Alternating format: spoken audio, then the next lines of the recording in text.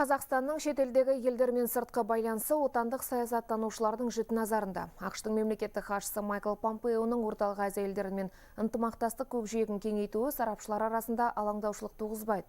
Өйткені Қазақстан саяси аренада өзін бірнеше рет бейбіт демократиялық мемлекет ретінде көрсетті. У Казахстана с Соединенными Штатами. Қазақстан мен Америка құрама штаттары арасында өте жемісті және тиімді байланыс орнаған. Жылдан жылға біздің сауда-экономикалық, әскери және басқа да бағытта ынтымақтастығымыз артып келеді. Орталық Азия аймақ ретінде едәуір әртүрлі. Орталық Азия елдерінің ұстанымдарының өзіндік ерекшеліктері бар. Осы тұрғыдан алғанда, Қазақстан ақш үшін Орталық Азия кеңістігінде шешуші ойыншы болып табылады. Америка құрама штаттарының Орталық Азия елдерімен ынтымақтастық үшін қандай ұсыныстар жасайтыны өте маңызды.